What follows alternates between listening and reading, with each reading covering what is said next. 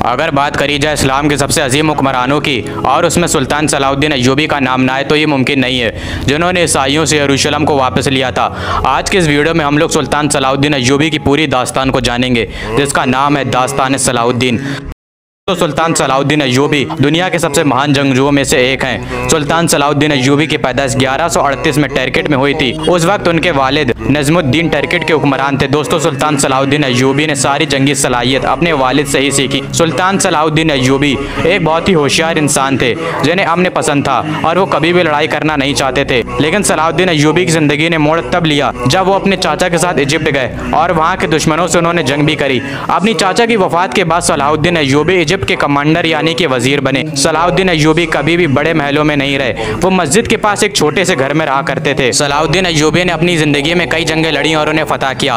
उन्होंने बड़ी बहादुरी से तकरीबन 20 सालों तक क्रूसेडर्स का सामना किया और उन्हें हार मानने पर मजबूर कर दिया। उन्होंने यूरोप की सारी ताकतों का एक साथ सामना करा, वो ताकत जो यरूशलेम को मुसलमानों से छीनने के लिए आई थी। दोस्तों, इतिहासकार क्रूसेडर्स को तारीख की सबसे लंबी जंग में से एक जंग मानते हैं। साथ ही वो जंग भी थी जिसमें बहुत ज्यादा खून बहा था। काफी मशक्कतों के बाद ईसाइयों ने दोबारा से यरूशलेम पर कब्जा कर लिया। मैं इतनी दफा क्रूसेडर्स का नाम ले चुका हूँ। आप सोच रहे होंगे कि क्रूसेडर्स था क्या। दोस्तों, क्रूसेडर्स का मतलब है मजहब की लड़ाई। ये जंग सिर्फ एक शहर के लिए लड़ी गई थी, जो कि यरूशलेम, जो कि तीनों ही मजहब यहूदी, ईसाई और इस्लाम में एक अहम मुकाम रखता है। ईसाइयों के लिए वो जगह है जहाँ पर ईसा अलैहिस्सलाम ने अपने दीन को फैलाया था। मुसलमानों के लिए ये जगह इसलिए जरूरी है क्योंकि इस शहर से हमारे नबी रसूलुल्लाह सल्लल्लाहु अलैहि वसल्लम मेराज के सफर पर गए थे। 15 जुलाई सन 1099 ये इस्लाम की तारीख का एक अंधेरे से भरा दिन था, क्योंकि हजरत उमर के यरूशलेम को फतह करने के 462 साल बाद यरूशलेम फिर से ईसाइयों के कब्जे में जा चुका था। इस दिन मुसलमानों पर इतने जुल्म हुए जिसका तस्करा भी नहीं किया जा सकता है। इस दिन तकरीबन 70,000 मुसलमानों को शहीद किया गया। सड़कों पर इतना खून था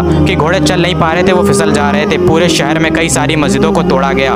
सिर्फ मुसलमान ही नहीं, ईसाइयों को भी इससे नुकसान हुआ। वो ईसाई जिनका कल्चर ग्रीक, जॉर्जियन, आर्मेनियन था, उन पर कैथोलिक चर्च का कल्चर थोपा जाने लगा। ये खबर सुनकर कि मुसलमानों की तीसरी मुकद्दस जगह मुसलमानों के हाथ से निकल गई है, उसने पूरी दुनिया के ही मुसलमानों को हैरानी में डाल दिया था। अब्बासी खिलाफत उनके पास इतनी ताकत नहीं थी कि वो क्रूसेडर्स का सामना कर सके। यरूशलेम के अलावा क्रूसेडर्स ने कई और शहरों पर अपना कब्जा जमा लिया। मेडिटेरियन कोस्ट के पास 4 क्रूसेडर सल्तनत ने अपनी हुकूमत कायम कर ली, लेकिन इन क्रूसेडर्स का सामना सल्जूकियों से भी हुआ।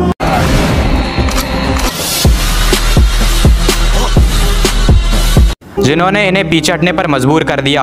और सल्जूक, जो कि बहुत खतरनाक थे, सल्जूकियों ने क्रूसेडर्स को बेहद बुरी तरह तबाह कर दिया और ना जाने कितने क्रूसेड्स के सिपाही इसमें मारे गए। इसके बाद हमारी कहानी में सलाउद्दीन अय्यूबी आते हैं। बचपन से ही बड़े होशियार और बहादुर किस्म के इंसान थे। उन्होंने अपने वक्त के बेहतरीन इस्लामिक स्कॉलर से अपनी तरबियत हासिल की। अगर देखा जाए तो शुरुआत में सलाउद्दीन अय्यूबी का मन इस्लामिक स्टडीज और पढ़ाई में ज्यादा लगता था, लेकिन उनके चाचा ने उन्हें इजिप्ट भेज दिया। इस वक्त सलाउद्दीन अय्यूबी बेहद जवान थे।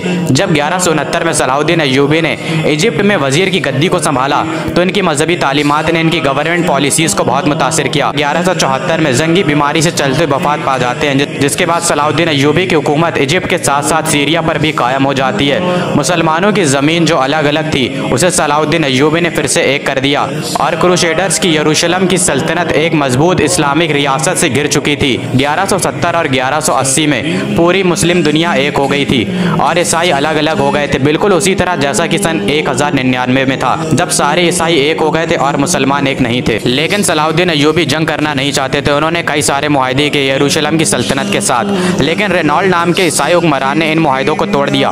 उसने कई सारे मुसलमानों का खून बहाया, यहाँ तक कि वो मक्का पर हमला करने की तैयारी करने लगा। जिसके बाद 1180 के दशक में सलाउद्दीन अय्यूबी की फौज ने इन क्रूसेडर्स का मुकाबला किया और इन्हें पीछे हटने पर मजबूर कर दिया। इसके बाद तो मुसलमानों और ईसाइयों में दुश्मनी बढ़ती गई और बात जंग तक पहुँच गई और सलाउद्दीन अय्यूबी और यरूशलेम की सल्तनत के बीच जंग होना तय हो गई और 1187 में ये जंग लड़ी गई, जिसे आज हम हत्तीन की जंग के नाम से जानते हैं। और इस जंग में सलाउद्दीन अय्यूबी ने क्रूसेडर्स को खत्म करके रख दिया और फिर से मुसलमानों ने यरूशलेम को फतह किया, जिसका इंतजार मुसलमानों को पिछले 88 सालों से था।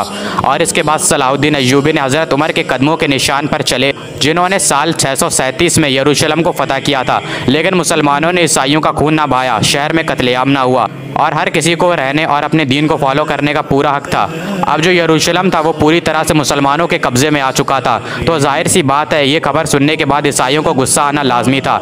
यूरोप में उन्होंने अपनी फौजों को इकट्ठा करना शुरू कर दिया। जर्मनी और फ्रांस के हुक्मरानों ने अपनी फौजें तैयार करना शुरू कर दी कि हमें फिर से यरूशलेम को वापस लेना है। और इंग्लैंड के हुक्मरान रिचर्ड ने भी अपनी एक बहुत बड़ी फौज तैयार कर ली। लेकिन उन्हें क्या पता था कि उनका मुकाबला सलाउद्दीन अय्यूबी से। उन्होंने कई सारी जंगें सुल्तान के खिलाफ लड़ी और भारी नुकसान इन्हें उठाना पड़ा। लेकिन अब मुश्किल बढ़ने वाली थी क्योंकि अब पूरे यूरोप की सारी फौजें मुत्तहिद होकर आ गईं और सलाउद्दीन अय्यूबी से मुकाबला करने के लिए। सलाउद्दीन अय्यूबी की फौज जो अब तक सलेबियों का सामना कर रही थी वो अब थक चुकी थी और उनके पास खाने के लिए भी कुछ नहीं बचा था। जिसके बाद ये तय हुआ कि अब और खून नहीं बहेगा और किसी का भी कत्ल नहीं किया जाएगा। एक मुआहिदा हुआ जिसके तहत सुल्तान को 2 लाख सोने के पीसेस देने थे। थोड़ी देर हो गई जिसकी वजह से गुस्से में आकर रिचर्ड ने बेबस मुसलमानों का कत्लेआम किया। जब ये खबर सलाउद्दीन अय्यूबी को पता चली तो उन्हें बहुत गुस्सा आया और उन्होंने मुसलमानों के खून का बदला लेने की कसम खाई। 150 मील समुद्र का रास्ता तय करने के बाद सुल्तान ने इनके खिलाफ कई जंगें लड़ी और उन्हें भारी नुकसान पहुंचाया। जिसके बाद हुक्मरान रिचर्ड वो मुआहिदे के लिए मान गया और सुल्तान भी मान गए। जिसके बाद 1192 में एक समझौता हुआ और सारे क्रूसेडर्स को यरूशलेम से बाहर निकाला गया। इन्हीं के लिए अल्फाज फरमाए मौलाना तारिक जमील ने कि जिस कौम की बच्चियां नाच गाने को अपना शौक बना लें उस कौम से नाचने गाने वाले ही पैदा होंगे। खालिद बिन वलीद पैदा नहीं होंगे, मोहम्मद बिन कासिम पैदा नहीं होंगे, तारिक बिन जियाद पैदा नहीं होंगे, सलाहुद्दीन अय्यूबी पैदा नहीं होंगे जो अकेले पूरे यूरोप का सामना करें। आपको पता है हत्तीन की जंग में तकरीबन 7 सल्तनतें सलाहुद्दीन अय्यूबी के खिलाफ आ गई थी। पूरा यूरोप एक तरफ था, पूरा यूरोप उनके खिलाफ था और इधर तनहा सलाहुद्दीन था। इसके बावजूद उन्होंने उसमें इकट्ठा यूरोप को शिकस्त दी। रेनॉल्ड एक बादशाह था जिसने हज पर जाने वाले काफिले पर हमला किया और हाजियों को कैद कर लिया और कहने लगा कि बुलाओ अपने मोहम्मद को। तो जब हत्तीन की जंग हुई है उसके बाद बड़े बड़े बादशाहों को मुसलमानों के हाथों कैद किया गया जिसमें रेनॉल्ड भी था। तकरीबन 12 बादशाह कैद हुए हैं और सब प्याज की शिद्दत से तड़प रहे थे। सलाहुद्दीन अय्यूबी ने सबको पानी पिलाया, रेनॉल्ड को नहीं पिलाया। तो उनमें से एक जो हुक्मरान था उसने अपने में से थोड़ा सा पानी बचाकर रेनॉल्ड को दे दिया। तो सलाहुद्दीन अय्यूबी ने कहा कि ये पानी तुम पिला रहे हो, मैं नहीं पिला रहा हूँ, क्योंकि इस्लाम में जब आप पानी पिलाते हैं तो ये अमन की निशानी होती है। रेनॉल्ड को इस्लाम की दावत दी गई लेकिन उसने इनकार कर दिया। तो सलाहुद्दीन अय्यूबी ने कहा कि मैंने कसम खाई थी जब तूने हाजियों के काफिले पर हमला किया था और कहा था कि बुला अपने मोहम्मद को सल्लल्लाहु ताला अलैहि वसल्लम, तो मैंने कसम खाई थी कि अगर अल्लाह ने मुझे मौका दिया तो मैं अपने हाथों से तेरी गर्दन को उड़ाऊंगा। ले आज ये मोहम्मद का अदना गुलाम तेरी गर्दन उड़ाने जा रहा है। और सलाहुद्दीन अय्यूबी ने उसकी गर्दन उड़ाई तो बाकी के जो बादशाह थे वो कपकपाने लगे। तो सलाहुद्दीन अय्यूबी ने कहा कि हमारे इस्लाम में नहीं है, हमारे इस्लाम में बादशाहों के साथ बादशाहों वाला सलूक ही किया जाता है। लेकिन ये अपनी हद से ज्यादा आगे बढ़ गया था। और ये अल्फाज है सलाहुद्दीन अय्यूबी के कि अगर तुम्हें किसी कौम को बिना जंग के बर्बाद करना है तो उस कौम के नौजवानों में अय्याशी को आम कर दो और वो कौम बिना जंग के ही बर्बाद हो जाएगी। आप ध्यान दीजिए, जब तक मुसलमानों ने दीन के रास्ते पर हुकूमत की है तब तक शान से हुकूमत की है, लेकिन फिर उसके बाद मुसलमान अय्याशियों में डूब गए।